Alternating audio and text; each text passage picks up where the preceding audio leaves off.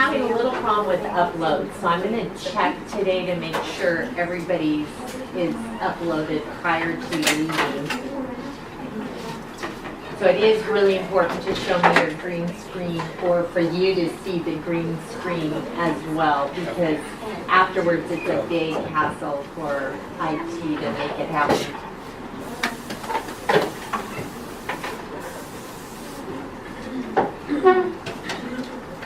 Okay, I love those green screens. Green is a wonderful color. Green. Green pants. Green pants. There it is. Green tree. Aqua green ocean.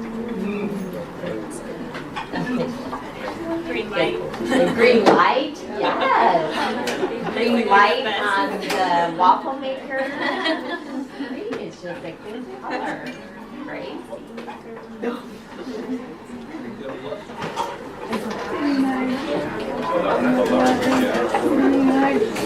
Okay, is everybody done? Okay. I'm just gonna, this is our plan for today, since we have to be fast. And I can go through the kidney lecture pretty fast. Kidney disease is pretty complex, but I'm gonna try to hit the high points. I did put an assignment up for this week. The problem is you're having my exam on Monday morning, 8 a.m. I think in this room, but I'm not sure. It's been changed so much. So go with what your schedule says. And so the assignment needs to be done by then to help you. So this time, I turn it in. You guys can work together. You know how you learn the best. So I'm going to have you go ahead and submit it just for credit. And I think it helps you prepare for the exam. So I'm doing that this time. Is it due Monday? I do want to remit what? It's due Monday. It is due Monday because the test is Monday and it's a waste of your time afterwards. Clear. Or it won't help you. Not a waste of your time, but it wouldn't help you for your exam. This exam is only over this quarter's, that's bad enough. I know, comprehensive. This summer, your OSCE exam where you have a patient case is going to be over the 2 quarters. So at that time, you're going to want to review the main, the question bank for everything. But right now, it's just the question bank like for this quarter, for the topics of this quarter, meaning question bank of like what questions you might ask a patient. So today, I'm going to go over quickly through kidney disease. Then I'm going to, you have one more in-class case study. And it's a good prep for your Monday case study, okay? And we've been talking about it quite a lot. I think you guys are ready to go. I am going to try one different thing because I like your input, and I'm going to have you fill me in on, I have a couple questions on the final exam to help me. Please do remember, though, to fill out your course evals because you get a % for that. Don't forget to do that. But give them feedback, too, on what works in this class or not, whatever, because I'll get your feedback. But it's also for student affairs so they know we're teaching you anything. I hope I have. I hope you remember. That's the greatest thing that makes me happy is when I hear students, seniors say, I still remember some of those things, at least a lot of them. But you need to do that. So we've got that assignment in this, and today the in-class assignment, I have it till 1 p.m. I don't want you to stay till 1 p.m., but I want it thorough. You have a bunch of heads you can put together. Put them together and work through this quickly and efficiently because now you know the process, okay? I made the actual assignment a little easier to follow. It's all on one piece instead of going back and forth to the PDF. But I'm going to try something new. I want you to get in groups of 4 to 5 And I took off the team thing. I want to see if it works better for you to be in smaller groups than the 7.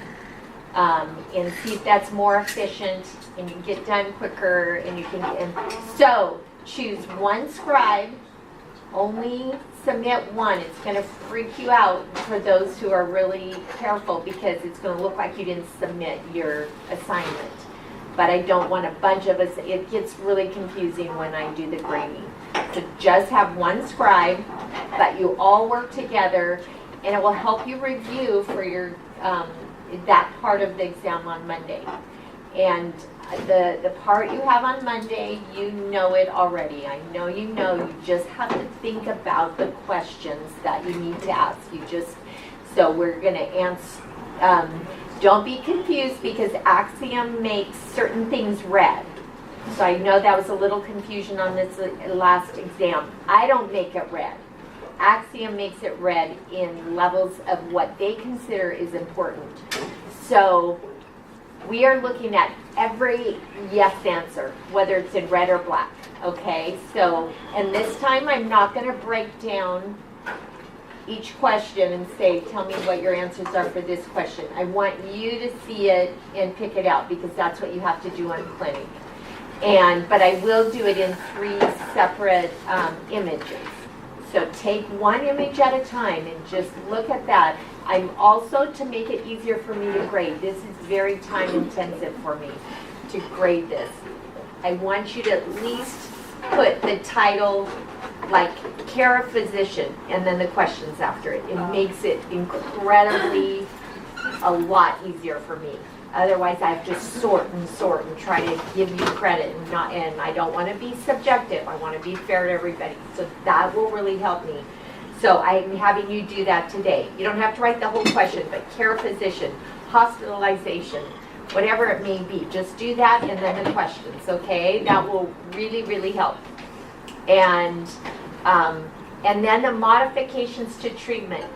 I want something for every answered question, at least one. If there's multiples, if there's xerostomia, that means there should be several things down. You guys all know the answers for xerostomia, right? What are 2, just off the top of your head? Biotine. I heard frequent something. Xylitol. Okay, frequent sips of water, xylitol. What's the other biggie that we, fluoride. Okay. So throw those out. Just type everything you can think of. But again, I'm going to have you write the systemic disease like xerostomia and what you're going to do for it. Make it easy for me and I'll get your grading done quicker, okay? And it just I have to go back and review to make sure I'm being fair to everybody. So that will really, really help. I think it's really good for you. I feel like you're way more prepared in clinic than you were before to think of questions. So, and it's also, I think, a nice way to add some points to your exam, so it's a higher percentage of each question doesn't weigh so much. So, I think you can do really well in that. There is going to be a little higher number of questions on these last couple of topics than the beginning. Okay, there will be some. I try to get a little more general. I have to say there's quite a few on hepatitis. They're not quite as detailed, but know your hepatitis, okay? And then seizures, pregnancy, and of course kidney disease, there will be a fair amount. The case I have is not super complex, but you need to know your modifications and just think about it, okay? So today is a good practice. Anything else? Okay, I know that the proctors don't love this, but I will do it for you and fight whatever battle I need to on the side for if you would like to review your multiple choice answers. Do you like that feature? You don't have to do it, do you? Do you have to do it to get out? Yeah, I think you have to. You have to at least click on it. Okay, well, if you don't want to look at them, click on it, go through it, and just, submit. It's just that way, if you're looking at it, I'm not going to give you a long time so they don't get so frustrated too.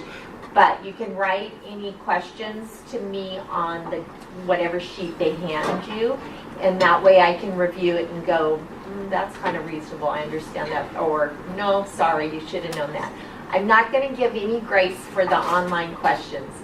I'm giving you those by looking at them, so I'm not going to, even if 50% of you didn't look at it and you miss it, I'm not going to give any grace. So I'm just telling you that ahead of time. Look at your review questions in the book. I love those questions. I think they're very pertinent. And even if I don't use exact wording, they will help you study. I sometimes mix it up because I think they're really good. So don't forget to do that, and then review your assignments, okay? Any other questions regarding that? I'm going to give you extra time because you're writing on the health history, and I know that takes some of you extra time. And it's fine, it doesn't never matters, but I'm going to definitely schedule a longer time. And I think that's it. Sure, I will have everything graded by this weekend. It's just been really crazy for me too. There's only a couple things that aren't, but I'll have that all in, so you know. I will draw after today. I will drop your lowest quiz, so it gives you a better idea how you're going into the exam. Okay? Okay, yeah. Are we still going over the quiz, today's quiz? I will if you would like to. Okay. So I'm going to talk the fastest you've ever heard me talk, okay? No question. No questions. That's right. AJ's right. No questions. Okay. I'm not going to do the list ones. You guys can do that. Okay. Mr. Patton presents in your office for SRPs and a tooth extraction. His dental chart indicates that he has adult onset intrinsic asthma. He uses an albuterol Ventolin inhaler to treat the asthma. The patient indicates that he is very fearful. Intrinsic asthma caused by fear, right? Of having any type of dental treatment. After asking more questions, the patient states that he is allergic to sulfites. When performing your intraoral exam, you note that he has candidiasis. Even though Mr. Patton is fearful of dental treatment, nitrous oxide is contraindicated because he has a pulmonary condition. False. False. So one, you can have nitrous, because when you have asthma, you're only in a bad shape when you're having an attack. Otherwise, you have normal respiration. Okay? Unlike COPD, unlike, well, there's some other, what's that? Cystic fibrosis, that'd be a severe one. Okay, so in this case, I'm not going to read all that again. Based on his medical history, which local anesthetic is recommended for Mr. Patton? Plain. Okay, yesterday you used Polocaine plain. Mepivacaine is Polocaine, or vice versa, however you want to look at it. We figured out a great way to figure out milligrams yesterday, so I'm just going to say this really quick because it's kind of fun. Yes, we talked about a lot. So, lidocaine with epi is 2%. You see it on the cartridge. Polocaine or mepivacaine is 3%. So, to get what you have in a cartridge, and this will help me remember, because sometimes I have to think about it, I know, but it's 2% times 18, that's 36 milligrams. 3% times 18 is 54 milligrams. So, that helps you if you can't quite remember. Just remember times by 18, times by 18. So that's a whole cartridge. If you only used a third, you're going to times that by 0.33. If you use a half, 0.50. So you just times the whole milligrams by that amount, and you've got it.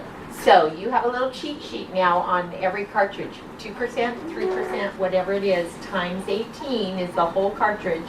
So if you use the whole cartridge, that's really easy. Lidocaine, you're mostly going to use lidocaine. So that's 36 milligrams. Just a side note, but I hope that helps.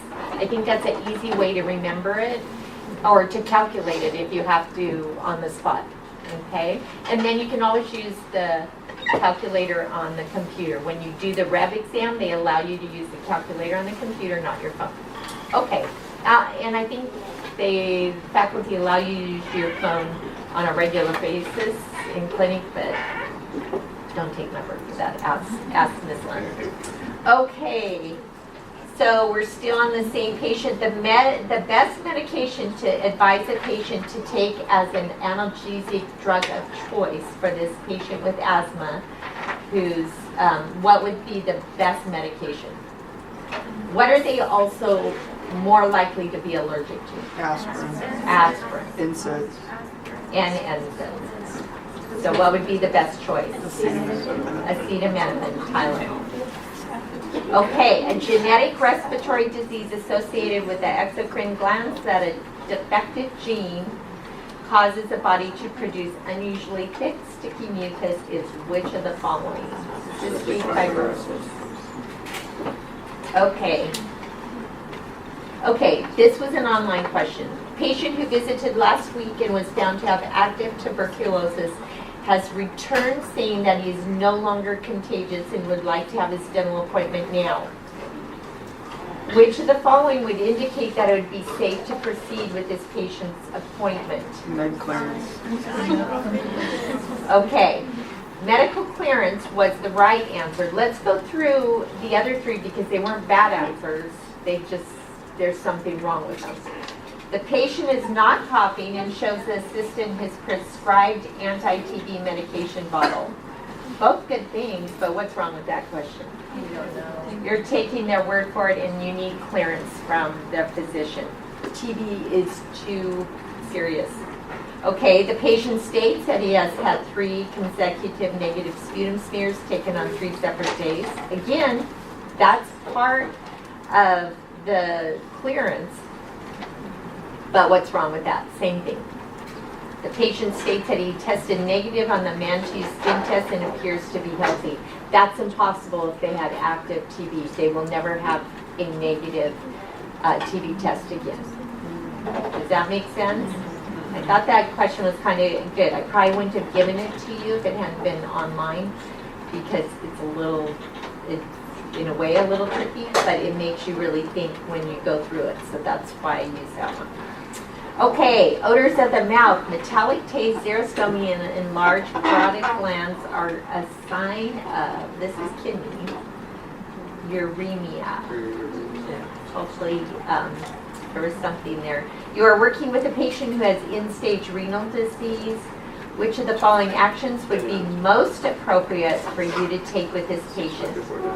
Hopefully you take the patient's blood pressure on the arm opposite of the one with the shunt. Okay, we're going to talk about that a lot today. Remember that. That is a key modification to treatment. Okay, let's go.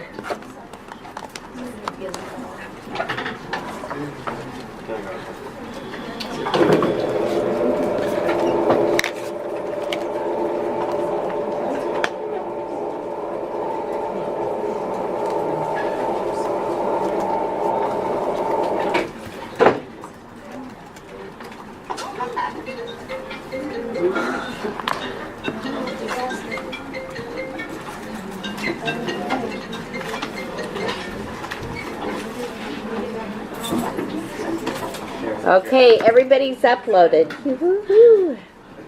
Spillage. Oh, my daughter's new stairs. Stairs.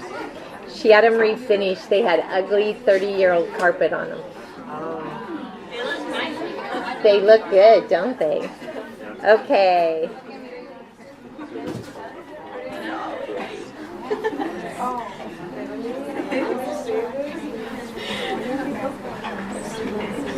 I'm not going to make you take the time to get onto Pull Everywhere today because we don't have time. But do you guys know that one? Just do 1, 2, 3, 4 like this behind you.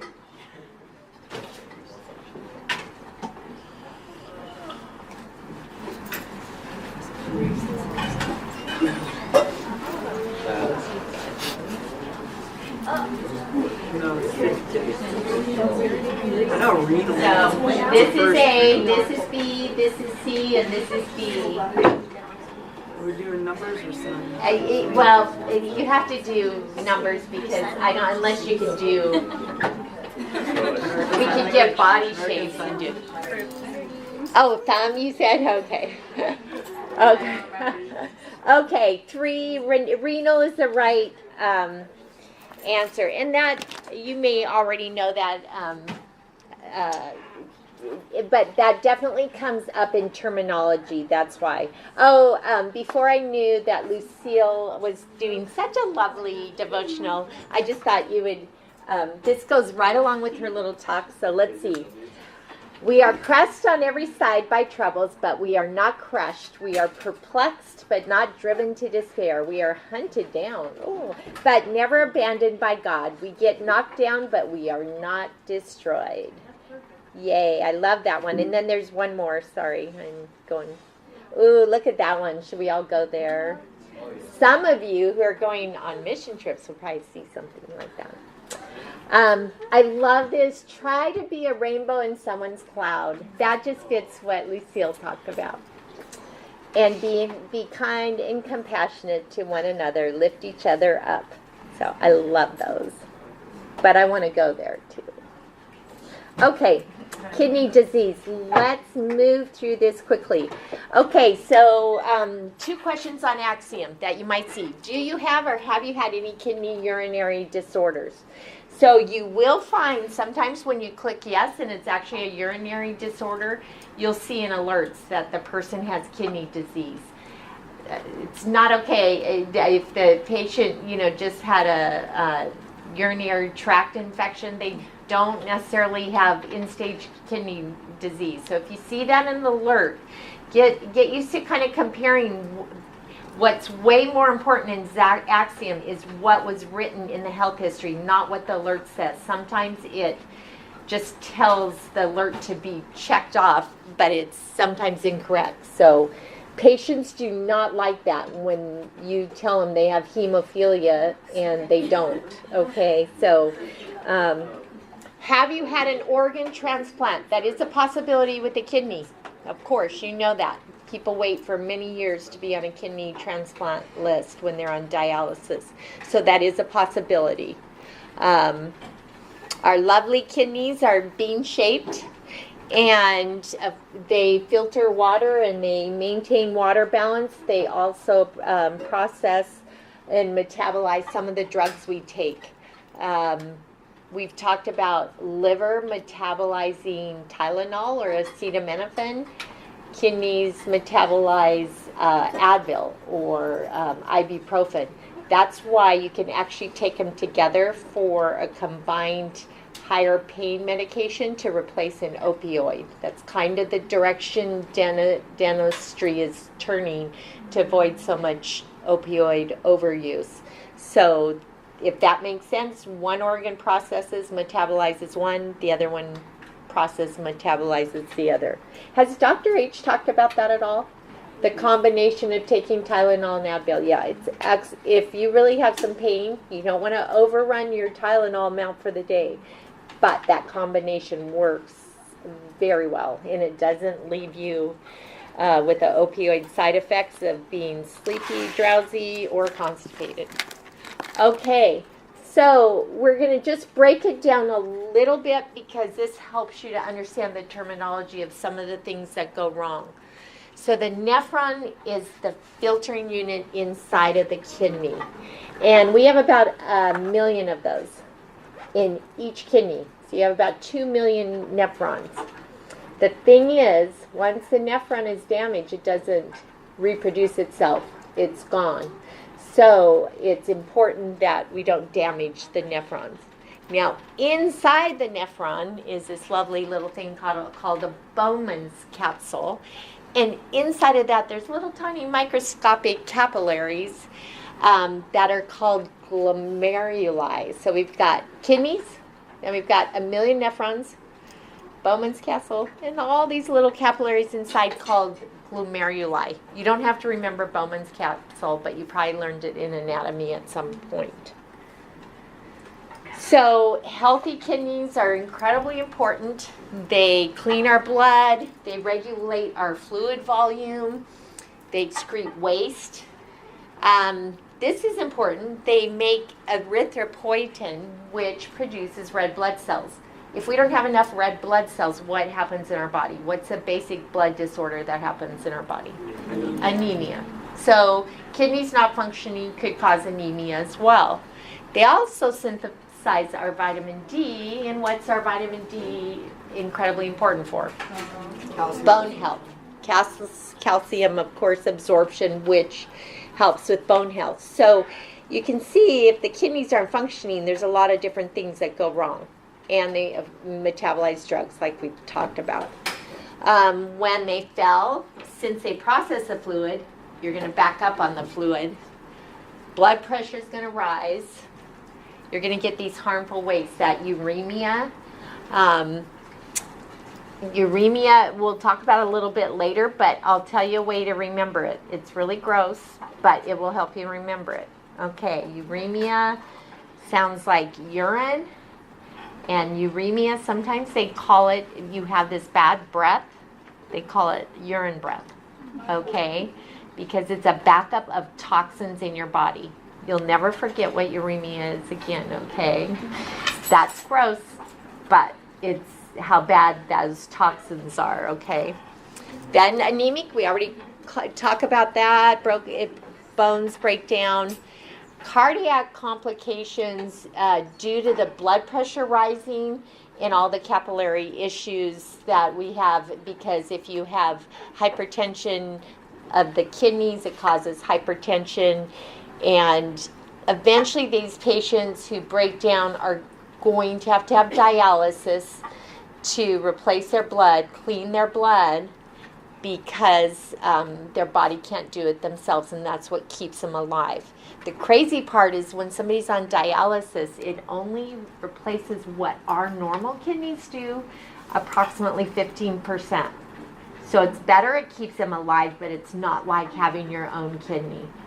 And people who are on peritoneal dialysis, that's especially from their stomach, they do it 4 times a day at home. You're not supposed to drink any water. You have to limit your fluid intake dramatically. And people with regular dialysis does too. We have a friend, he has cancer of one kidney. He's lost one kidney. He has other cancer. He's been waiting for a kidney. And his sister's even willing to give it to him, but they won't do the surgery until he's healthy enough from the cancer. It's just been a long wait. And so in the meantime, he's been doing all these things, and they're so limited on your diet because of that.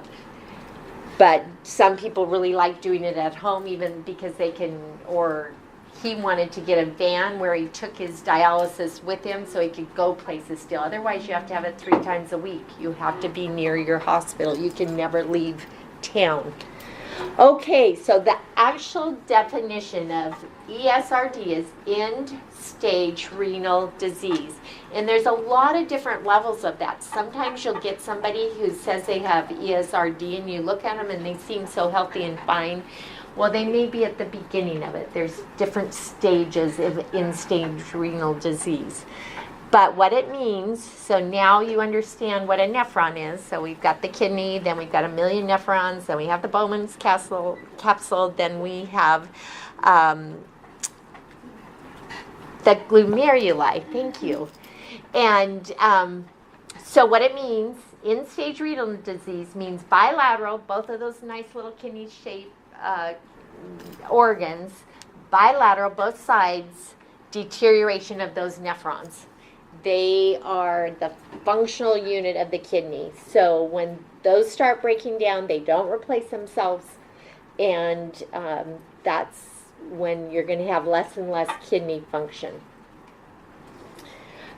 We've already talked about that. It can be either a really slow process, or it can be quite sudden, depending on what the cause was. This was in your book, Prevalence, 26 million. You kind of get this comparison. Quite a few cases each year. Quite a few deaths. Almost as many deaths as new cases. Okay. 50% of clients with ESRD die of cardiovascular complications. So remember when we had type 1 diabetes, type 2 diabetes and what they're most likely to die of, it's kind of all interrelated. Do you remember what type 1 most often die of?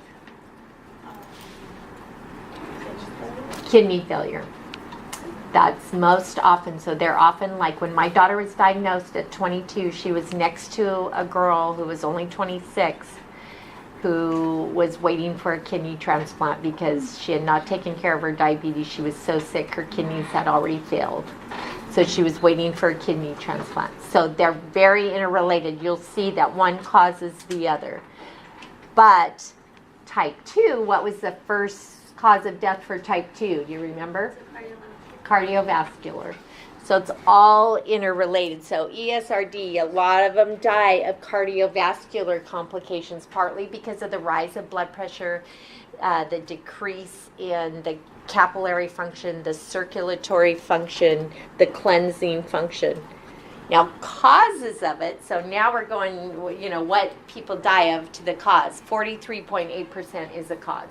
Almost half of all end-stage renal disease is caused by uncontrolled diabetes.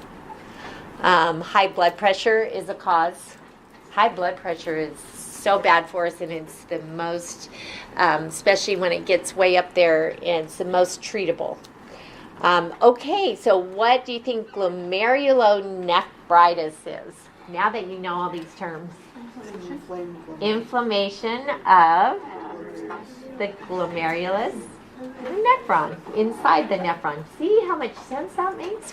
Great word now. Okay.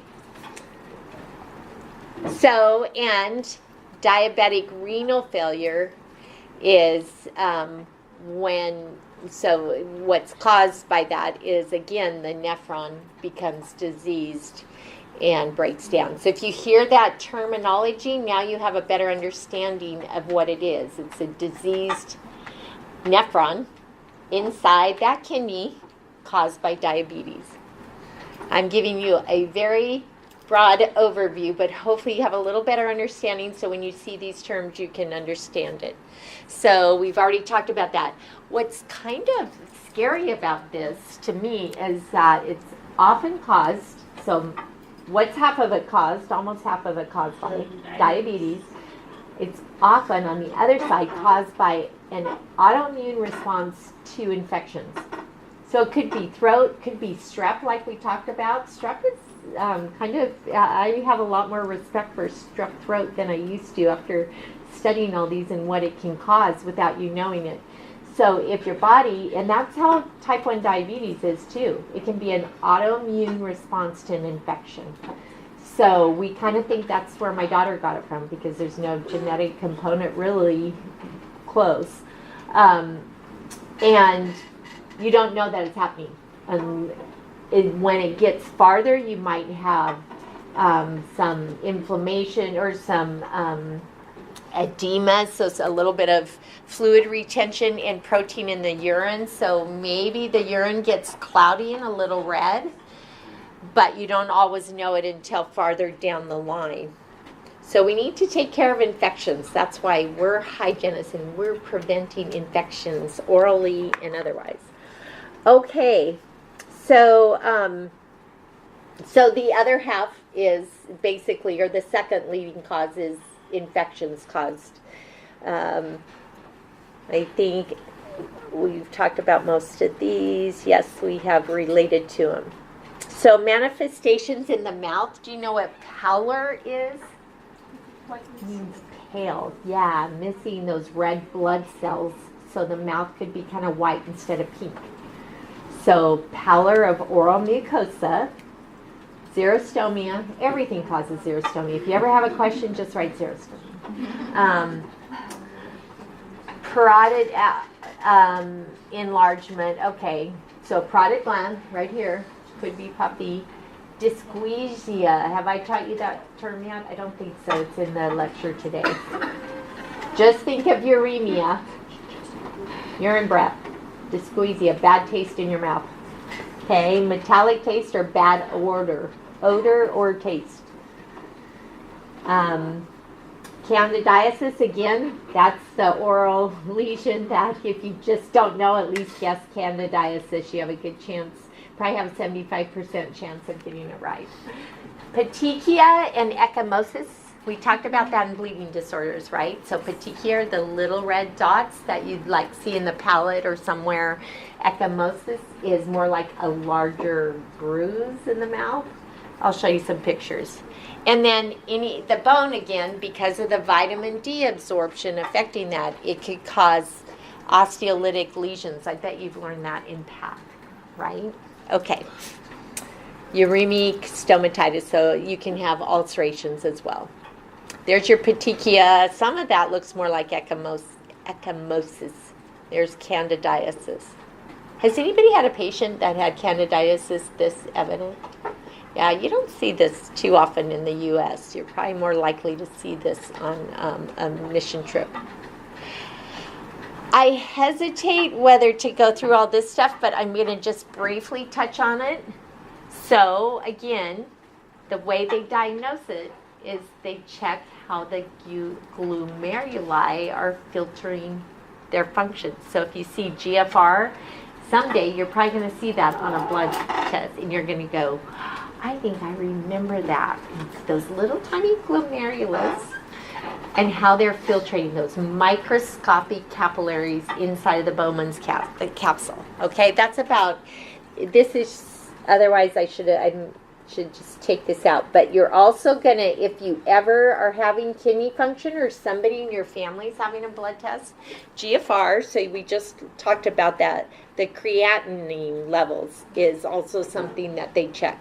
Other than that, I just want you to be aware of that. Okay, so eventually we're looking at if ESRD goes far enough, we're looking at dialysis or eventually transplant.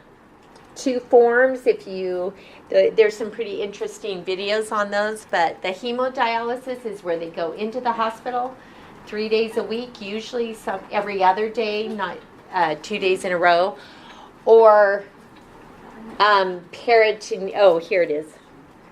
I love this picture because it makes it look like this guy's just sitting there enjoying the day, having his peritoneal dialysis at home. But for people who are really tired of going into the hospital 3 times a week, this can even be done. There's a great video of a 26-year-old girl in London who just has it done while she sleeps, and it does a lot of it, and then she has to do, I'm not sure, hers seemed like it was a longer run one. I haven't, but it was really interesting. Okay, so there's some pictures of some larger ecchymosis.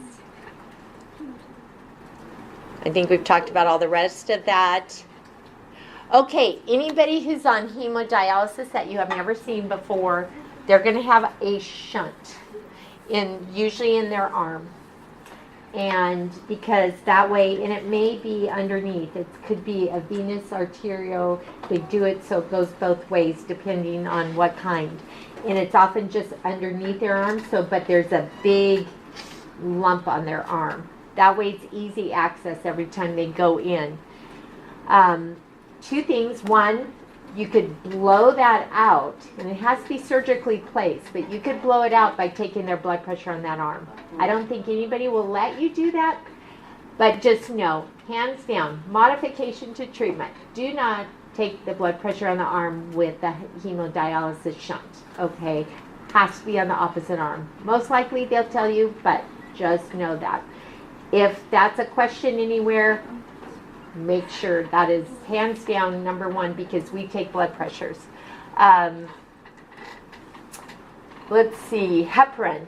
All these patients have heparin. What do you think heparin's for? Have you had that in? Yes, it's anticoagulant. So it's short acting, unlike warfarin. So by the next day, if they had, say, they had dialysis on Monday, by Tuesday, it's going to be out of their system, and you don't have to worry about it. You could clean their teeth once cleared with a med consult. Anybody has a shunt in their arm, we're going to have a med consult. Okay? And prior to treatment, we want to find out, we have no idea how healthy they are, how their immune system is functioning.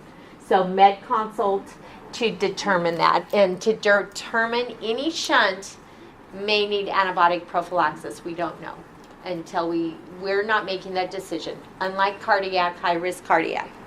Okay. Delay treatment. This is one of those risk factors where you're going to delay treatment greater than 160 over 100. And you send them to their doctor as well. What is our cutoff blood pressure? 180. Over. Okay, good. Know your blood pressure levels for your exam Monday. I know it got a little confusing on that last exam, so review those. I know we learned them last quarter, but you need to know those. So review them. You're going to do a staging of the patient today too. Okay, we got a kidney transplant. Wonderful gift to people, changes their lives. But there is a time of immunosuppression because they're often given cyclosporin or some kind of steroid. I mean, they are. Always they're going to be on meds afterwards. And we're not going to treat them for approximately 6 months. And we're going to get clearance prior to treating them. So med consult is also, we want to find out if we need extra steroids. Remember how synthetic steroids make your adrenal gland, it tricks it into thinking it doesn't need to produce as much. So it may need extra. We may need antibiotics. We could have bleeding disorders, and definitely could be, their white blood count could be low. Okay, cyclosporin prednisone causes gingival hyperplasia. And it causes your, again, immunosuppression. Meticulous OHI is very helpful to these people. We don't want to cause an infection. They don't want to cause an infection to themselves. Okay, there's your follow-up questions. Okay, so I think that's it. Yeah, we're not going to do that because you're going to do it on your own. Okay, so break up in groups of 4 to 5 and see, you've got 25 minutes. I feel like you should be able to be pretty thorough. If you have questions, ask me, okay? But I hope that I've made it really easy to follow. So let me know. But I really, I have it due for sure at 1, but I'd much prefer to see you not take any work out of this class that you don't need to. So I think if you put your heads together, you can pull this out in 25 minutes. Okay? Okay, go. Yes, we have I don't know though. You said 3 or 4 people? No, at least 4 to 5. Oh, we just pick a group. Yeah, you pick a group. Pick a group. We need one more. You want to be P&M? But put your names on that script because I have to individually give you grades this way. Okay? So whoever turns it in, put the name in.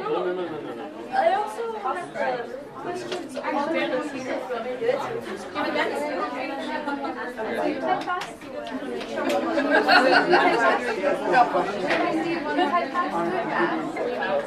Who's going to strive?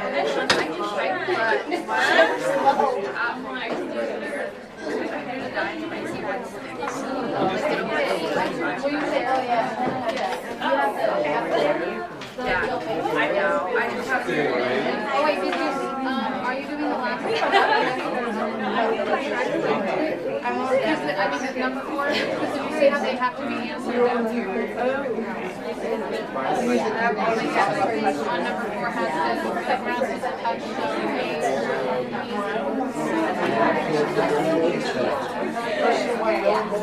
I talked about it.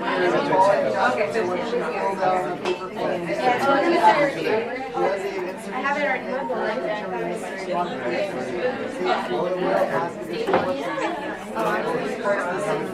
wait, does it change different? I think it's like right, so ready to title the question. So like the first yes that we have is, are you now or have you ever been in the past year under the care of the physician? So we would put like physician as our header. So If you have it shown by day, are you doing this or am I doing it? I have no general. I mean, it would just be easier if I could copy one of these. You can also tell me and I can type it. So, well, we still have to type some. Okay. Oh yeah, but I mean this would be easier for like the majority. So like our header would be, let's just go through and do the headers. So like our first header would be physician. Our second header would be wellness operations or hospital. can you repeat that again? And that one had like two parts because there's a yes to 0 to 6 months and 6 to 12 months.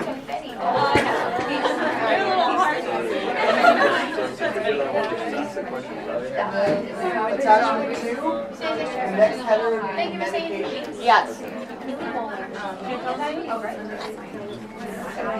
The following one would be allergies.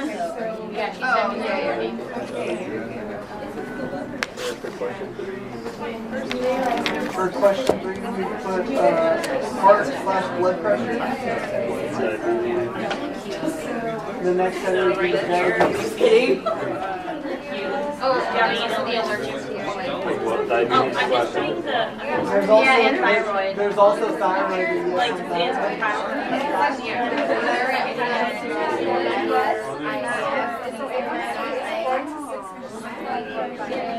Like on the And then question 4 is something that we can. So the follow-up questions that we would put for the physician. So we would obviously want to know the name and number of the physician. So you could say who is your physician. I don't know either. Let's do it one at a time. What is Or say, do you know the name of the physician? Yes. Alright, do you contact them and let them questions? Yes, I like that. Right? Will you guys read? And then we could put, is this the only physician you're currently serving? Alright.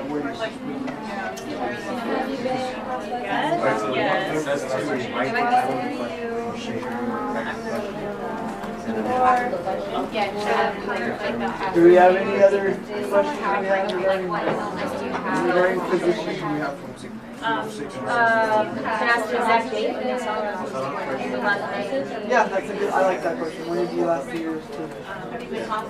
When was your last treatment? Was it And what was it for?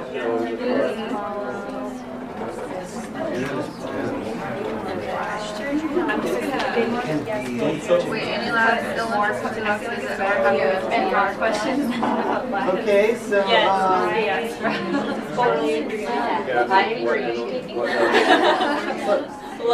More is more, less is not more. It's like, I'm not sure if that's already been asked. This is a 2-part, we have a 0 to 6 and a 6 to 12, so we could say within the last 6 months, what were you hospitalized for? Everybody's working with a group, right? I don't want to grade 41 of these. Okay. So that's it? Wait. Yeah, that's how we will look at that. And are there any lasting complications? Yeah.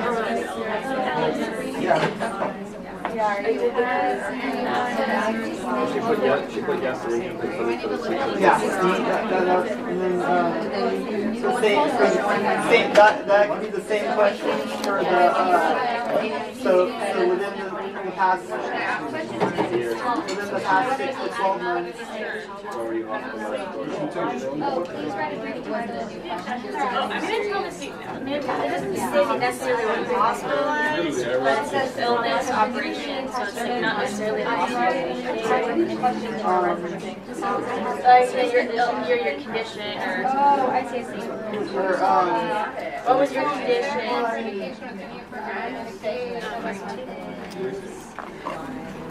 yeah. When I say hospital, or I put visit to hospital. Yeah. Because hospitalized is saying that they were admitted, so I just say visit to the hospital. Usually the one.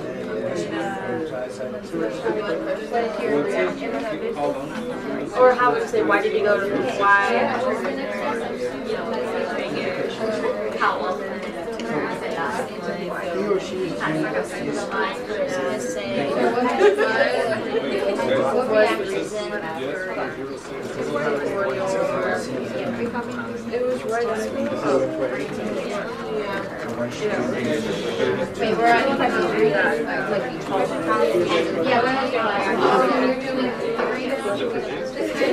No, we're open. Oh, are you getting number 4 by yourself? I was saying before than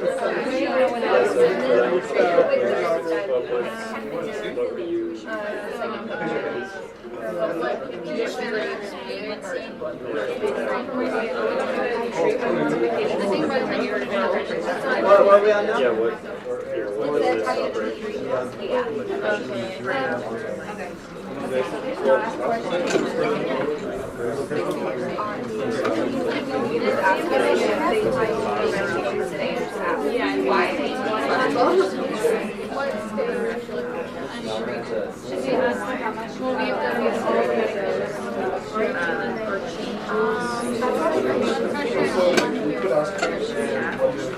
Oh, on medication now? No, I'm sorry, I'm just adding in the last one. Do you have any last comments?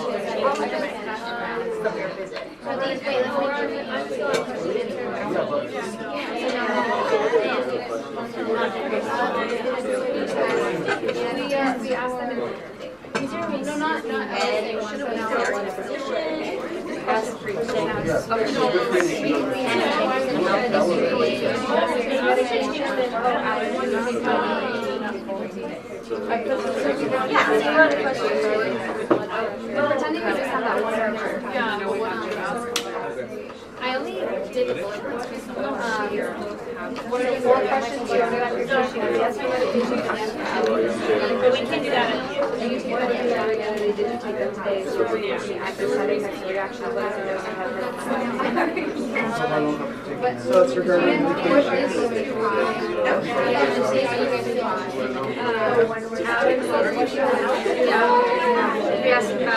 I would ask if there are any other medications or supplements. What are you allergic to? Say what she's allergic to. Well, it says it right here, but What are you taking them? Why are you taking them? How much? Do you take them regularly? Do you take them today? Now we're going on to question 3, attached to the Oh, so she's not, is there anything else we can ask regarding? Did you find the blood pressure? That would look at the magnet for you, not a modification. Oh, we should know what is the reason that we are taking them for. Yeah, I said, yeah. Okay, you have that? Are you listening? There is something just prescribed off-label, like sometimes people will give people Synthroid, thyroid medication for weight loss. It doesn't open any question to say, are you? It's true. I didn't say how big. That is true, Adrian. It's not a good thing to do. Not very many doctors. Well, a good doctor wouldn't do it. A good doctor. What do you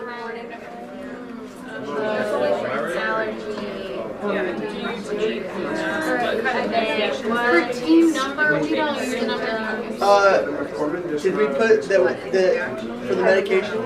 Do you have any adverse effects to taking the medication?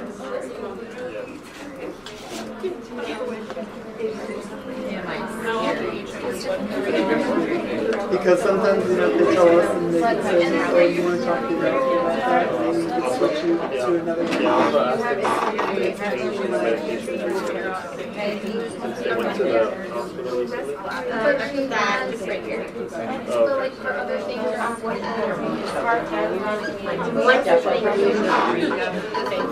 yeah, because for A1C is short line. So diabetes, what type of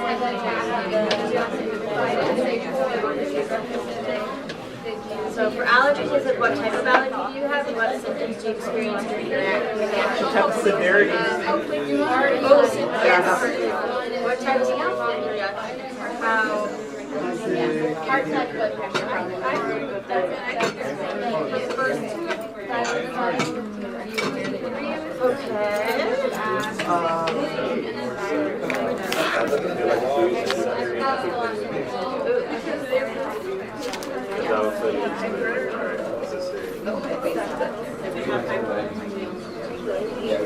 Do you or have you ever been told that do you or have you been told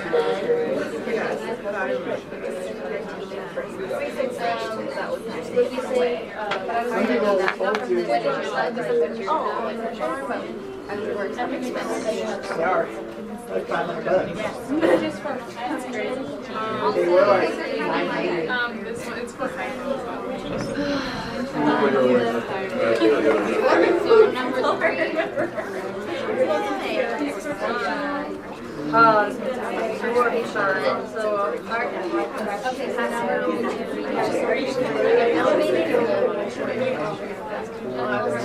Does your doctor know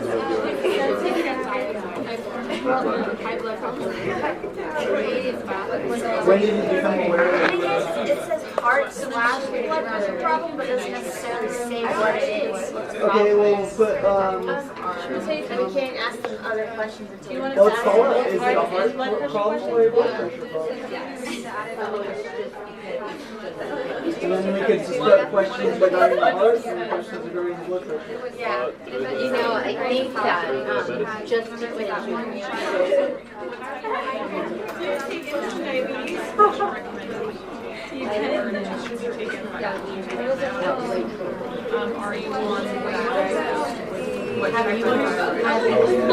We can do both. Oh, I see, yeah. Okay, usually, right. Yes. So we'll do both. No, actually, Better.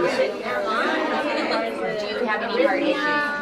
Now, read your note afterwards, and it doesn't talk about any heart issues. So it is just the blood pressure question. But in that case, so right now, for purposes of time, go ahead and just do blood pressure. Because that is kind of hard to, I know, it goes backwards without somebody answering your questions, but if you reference the statement at the end, but it just automatically pops up as red. So guys, on the heart blood pressure, just because you say yes and they're both together, but it's just blood pressure, and I won't have you spend the time on asking heart questions today unless you've already done it, it's fine. But it's just the blood pressure that was supposed to be yes, okay? I mean, it just turns red when you answer yes to either, but normally you get a drop down and you have to do, and it would have been blood pressure. So ask your blood pressure questions, not long, but.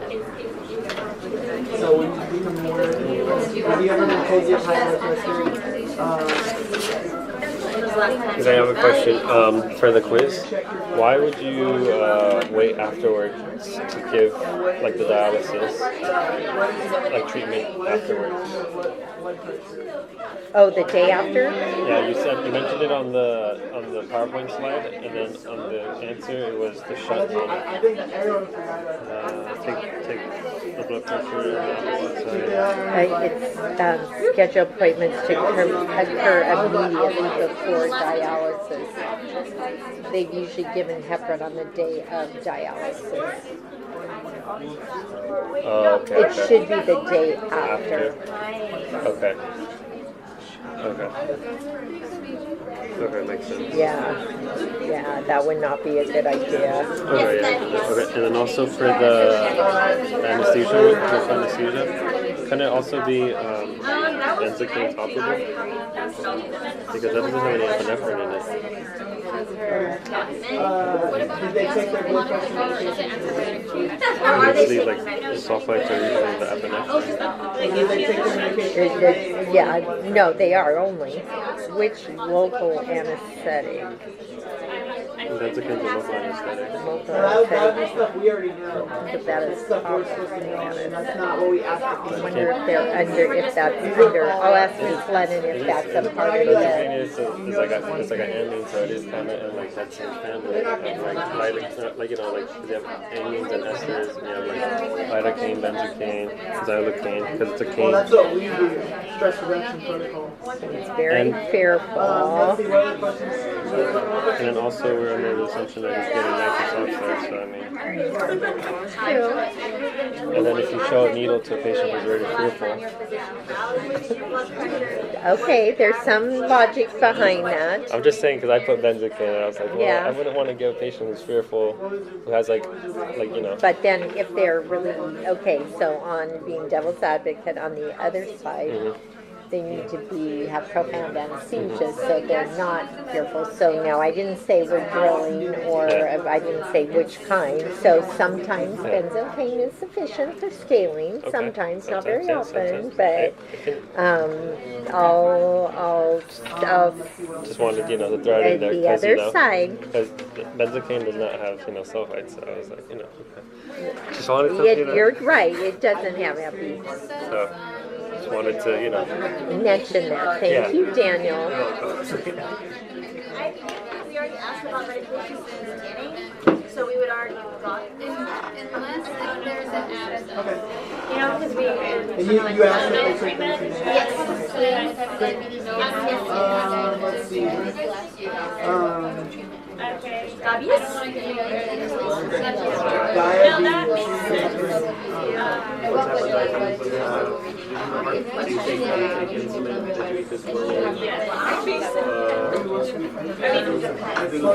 Oh, sorry.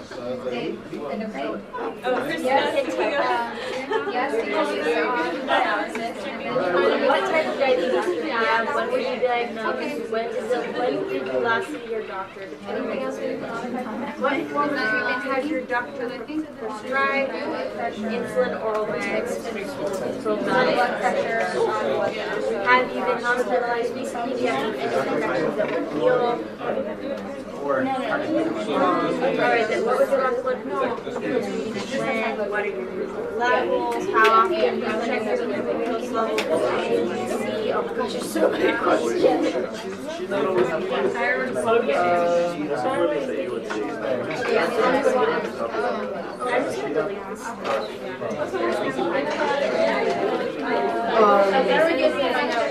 We have to take it, right?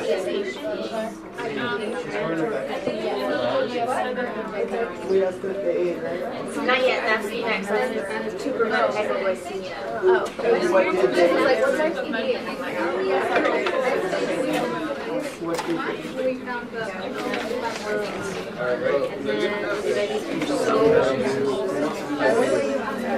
Experience hypoglycemia, if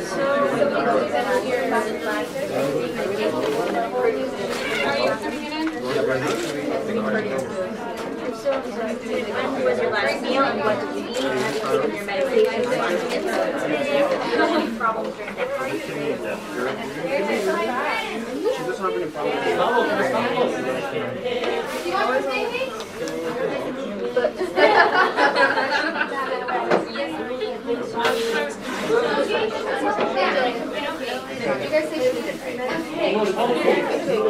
Pre-med or what? Why would you need pre-med?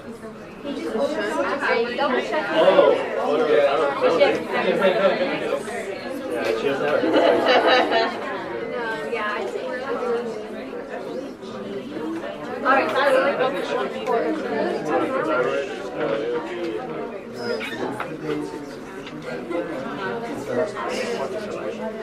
patient with hypoparathyroid.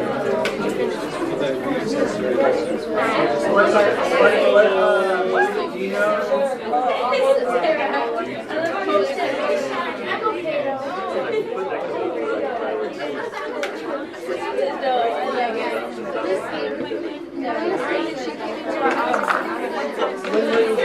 I'm sorry.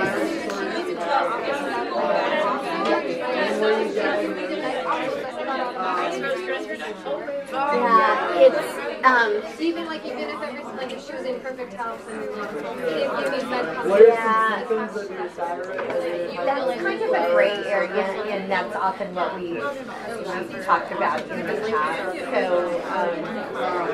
this actually were, for us, it's an ASA, but if they were going to do surgery, it'd be more like an ASA.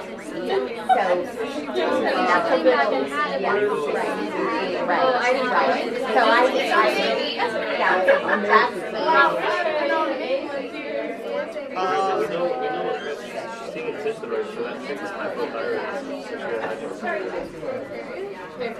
Yeah, but it's good just to. but either way there are ones that Just like I was saying, you can just try to send her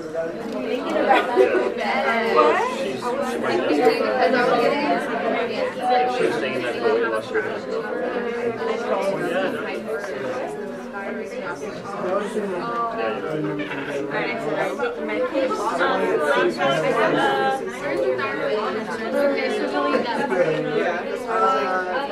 do you have a file with there's a is she on nitro?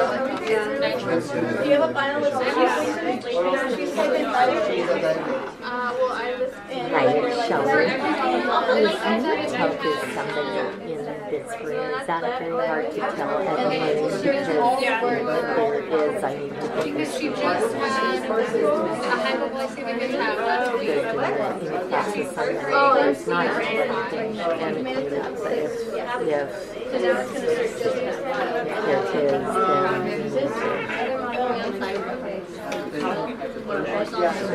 What other questions?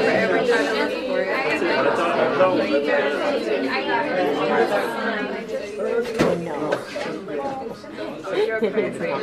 And it says that you won't have a medical staff. Yes. Okay, so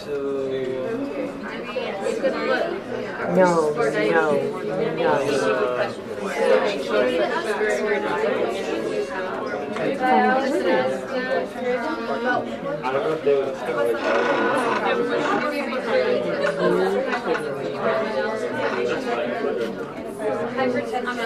No. Oh, that makes me okay,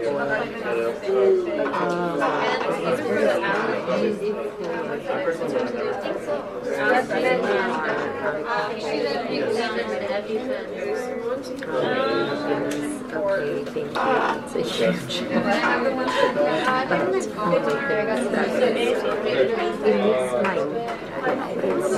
Okay, so no question for right?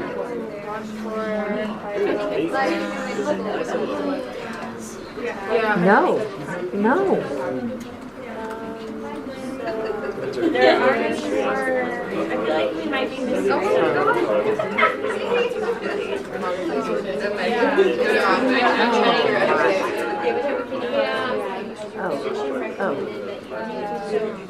Does your doctor recommend you Antibiotics.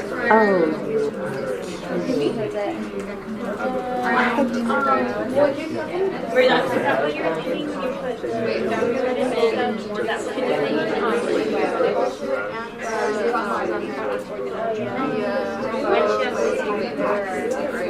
Make sure that she has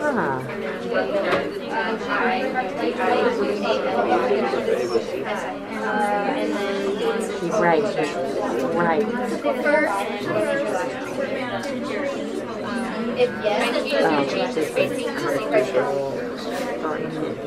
This is artificial stuff.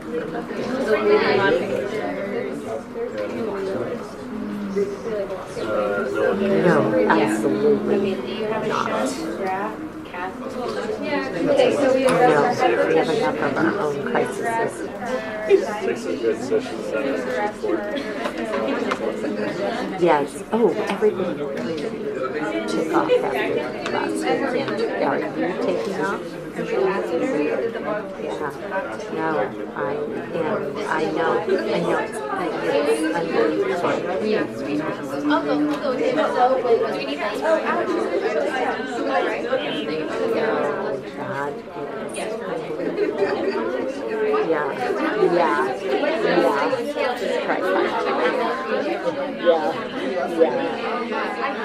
Oh, they're going to be ticked because I'm giving these students more of my time out of the 3 hours.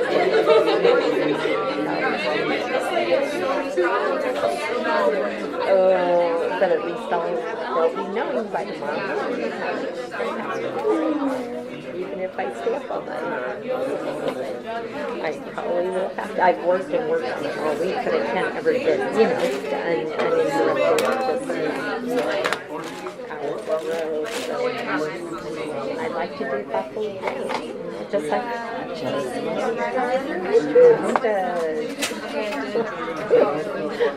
so she exposed it. She did? Yeah, we're on the last two. Yeah. So I said, this is cemented in stone. Well, thank you. I'm so sorry, Barbara. Fight your battle. This is a battle to choose. I know, that's the problem. Oh, that's what happens. That's what happens with me. You can't keep peppermint.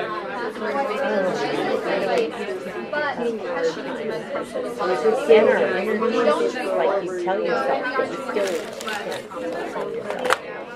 So outrageous. I'm so sorry. I'll see you. What do you put? What question is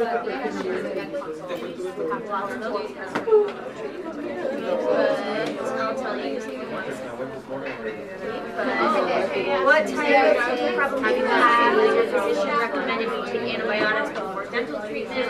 Are you on hemodialysis? If yes, when was your last treatment? Do you have a shunt graft catheter or fistula? If so, when and where was it placed? What are you taking to prevent rejection of your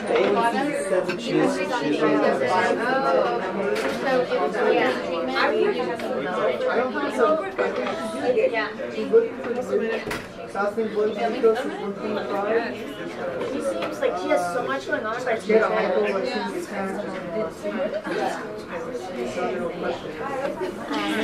I wouldn't blame her for seeing more. Do you find out?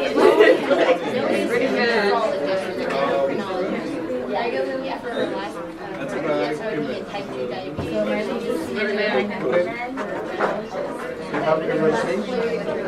What's your name? I don't think so. She just recently went to the. Is there anything? You guys go ahead. I'll go to the diabetes hypoglycemia thing. I'll look in the notes in there if there's anything about hypoglycemia checks. You guys go ahead and I will follow up. Early morning. I feel like I want to put a note on this. Actually, have it leave it on. That's the only question that we have. There's no other anything else for today. Yeah, I think you're right, but I'm just going to follow up. Let's go to the next question. For now, we'll say no, and if I find it as no, then we're good. She needs an income. She's on dialysis. Is that automatic? Yeah. I tried to make it. So she's in ASA 4 right now because she needs a med consult, and then she comes back to be an ASA. Yeah, she gets so much stuff, but it also like, yeah, she's an ASA. Okay, something was brought to my attention that maybe what you're hearing from Ms. Lennon on blood pressure levels. So I imagine they're the same except for maybe elevated. Let me just remind you what elevated is. Water.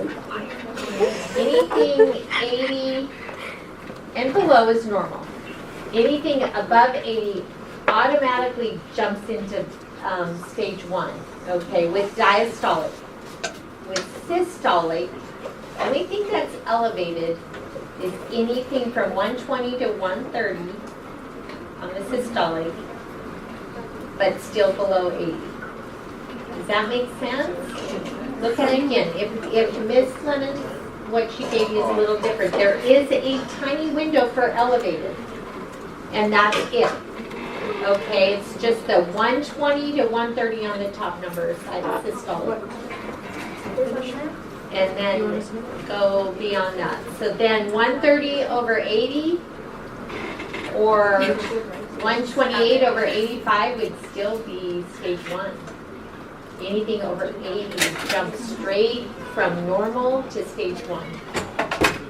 Does that make sense? Do I need to write it on the board? Okay.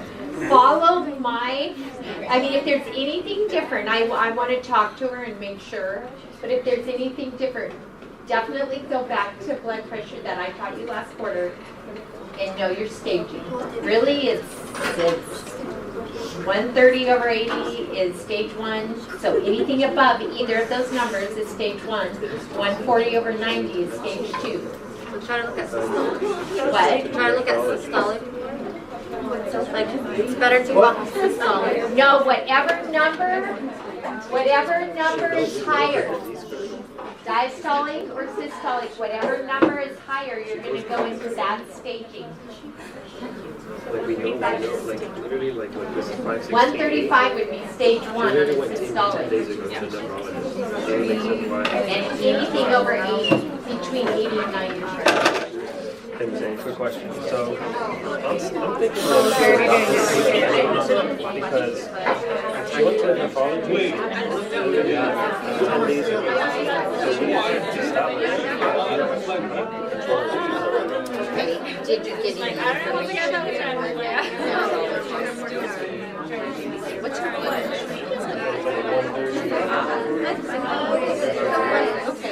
Sorry. Sorry. I would say, and in the history, it says also that she's regularly for ESA. She goes also, she's updated, so everything seems. Okay, so what I would do though, do you know whether she needs antibiotics? You mentioned she has a shot in her arm. So if nothing else, I would send a med consult while she's sitting there and say, she needs a shot. Go ahead and proceed to treat her. We don't have the information, so I'm really looking for my because I am. Even though she's regular, we may not have information. She might have been reading letters, she probably didn't say anything about antibiotics. She may or may not use antibiotics, that's up to her. So you're right, that she goes regularly. We don't have the information, so if nothing else, I try to call them. I did that once with a patient like this. I called him and he actually answered and responded, so we could treat her. Because she's also waiting for a kidney transplant, so they know that, and she's also going to an outpatient center. They have her on, you know. Right, but they don't know she's going to the dentist probably. And they're not, they're just the dialysis people. I agree, but I would, in this situation, if this patient came in the door, I would say, I'm so glad you're being watched, but I don't know what's her days. I don't know if she's like at risk for infection. She may need antibiotics when we treat her. Even though she's being treated, doesn't mean she's safe for us to treat her. It could, if they answer. But I would still send, I'd actually send the form by fax and see if they answer while they're there. What if she had like a DUNS number? Would you still be able to treat her that day? Then they'd probably be on the phone with him for sure. And or if they can't reach them, they'd probably be in an antibiotics. Because it would be worrisome. She's waiting for a kidney, so she is definitely at the end. She's like I'm not sure if there's 4 stages in the renal disease, but she's at the end. She is in serious shape. So I would feel more comfortable. Does that make sense? Yeah. Okay. Alright, so come on guys, let's get this done. Alright, I put limited vascular conditions stricter because we have hypertension and all kinds of stuff going on. Cardiac dose, heart disease. Yeah.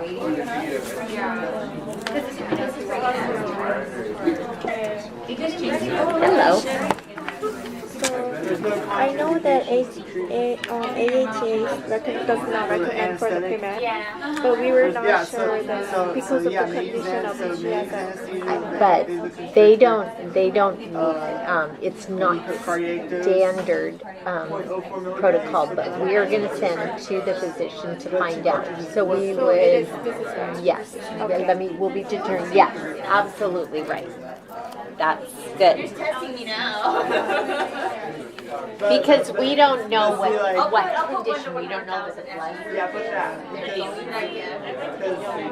I can see the blood. Oh, I think let's So, This is like straight last week. Guys, we get serious. Yeah, that's.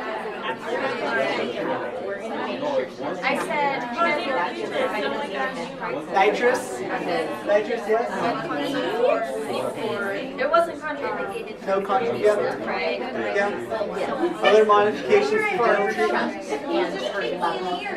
has to sit up because of the. Patient semi-supine to upright. We have to list the Oh my gosh. What is it, 135 over 80? Yeah, 90. So what's the addition we don't do?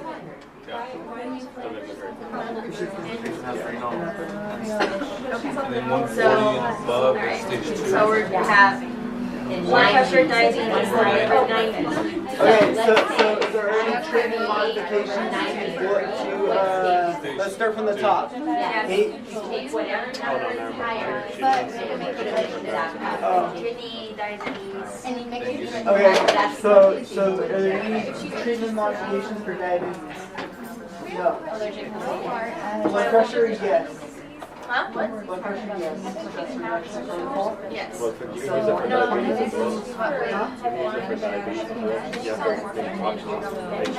Barely just had an attack, maybe.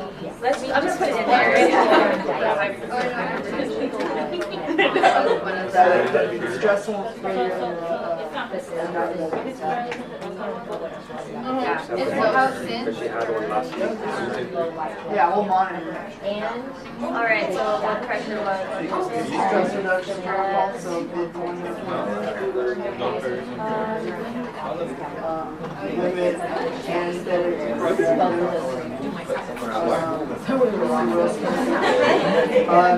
nitrous maybe.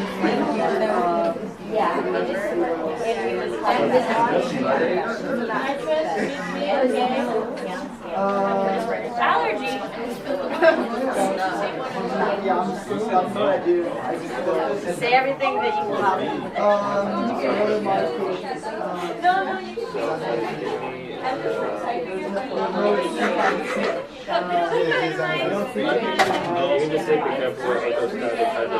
Yeah, the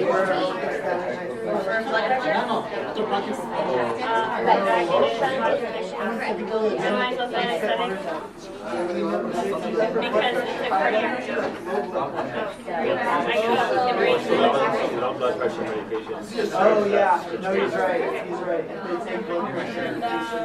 Monitor. That makes sense. You said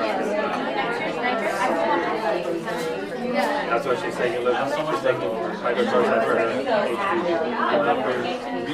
Alright, everybody should study this, so share your document, even though I only want one per group. Share your document with your classmates because, and read my comments, whatever I write, because if you're wrong, if you make a wrong estimation, you want to know on this and not on your final. Because there are questions similar to this on your final. So I will grade it before Monday, so look at my comments. But share the responses that you came up with in group. Look over this. Know your kidney modifications to treatment.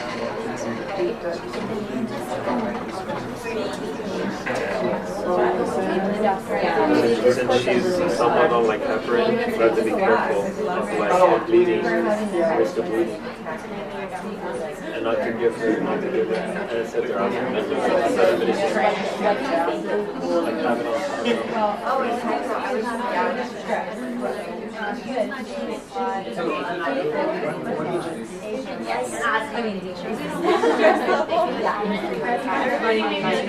She said, make sure you always ask the doctor.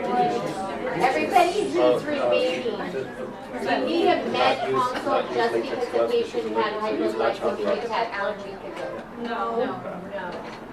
That is something with the patient's level of taking, you know, it can happen. You can give yourself too much insulin and not eat enough. And they can drop. So we just really need to make sure if they ate enough this morning, and we need to have something. What's your good modification when somebody had a hypoglycemic attack? One, ask the right questions. What's the physical modification you'd be? Have food ready. Have something ready, a juice. So if you haven't written that right, Yes, have them.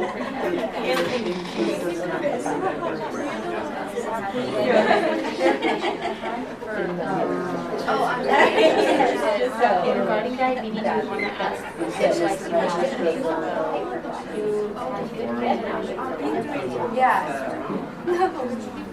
Oh, right here. When we monitor her vitals, do not use the arm with the. I didn't find any mistakes.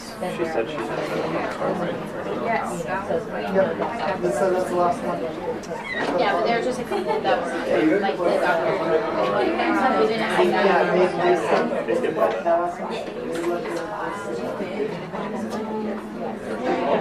What do we? She's just, she's copying. I don't know. Copy and paste. Like every case study I got. So we want to do perfection. And then maybe stage one.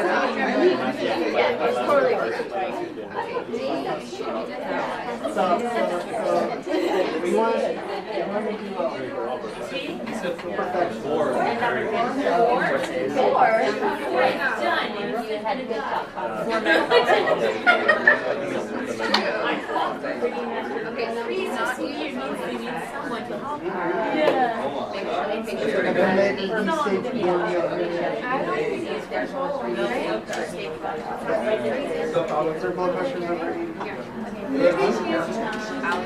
What we have here, we're not using. That's what they're covering. Exactly. But then her blood pressure. If it's exactly at 80.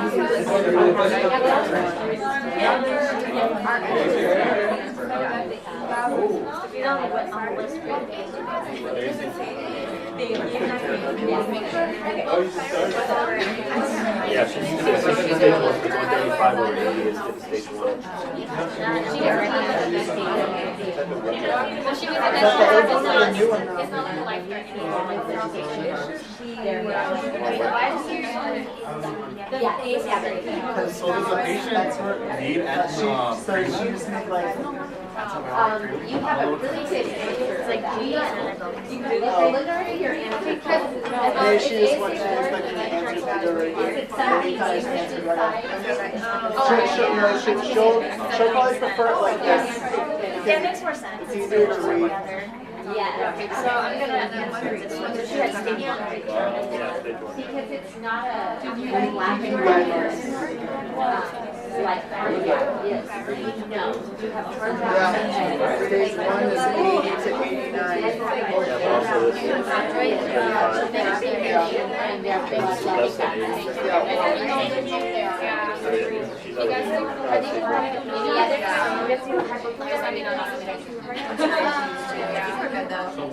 Oh, those are. No, that's hyper. We'll be surprised. Make sure she's like not fatigued. I'll pull that one out real fast.